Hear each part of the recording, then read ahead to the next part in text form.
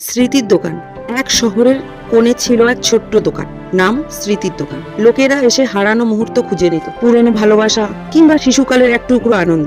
একদিন এক কিশোর ঢুকলো দোকানে, তার চোখে অনেক প্রশ্ন, কণ্ঠে কষ্ট। সে বলল, আমার বাবার স্মৃতি ফিরে পেতে চাই। তিনি নেই, কিন্তু আমি তাকে ভুলতে চাই না। বৃদ্ধ দোকানদার একটু হেসে বলল, স্মৃতি বিক্রি করি না বাবা, শুধু মনে করিয়ে দিই, কারণ আমরা হারিয়ে যাই না, শুধু ভুলে যাই। তিনি দিলেন একটি পুরনো ক্যাসেট। ঘরে ফিরে সেটি চালাতেই ভেসে এলো বাবার কণ্ঠ, বাবা, আমি যদি একদিন না থাকি, জেনে নিস আমি সবসময় তোর পাশে ছিলাম, তোর ভেতরই বেঁচে থাকবো।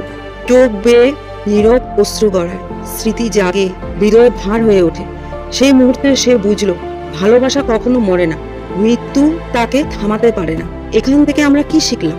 স্মৃতি হারিয়ে যায় না, তারা শুধু অপেক্ষা করে মনে ফিরে আসা। ভালোবাসা মোছে না, শুধু আমরা কখনো কখনো মনে রাখতেই ভুলে যাই।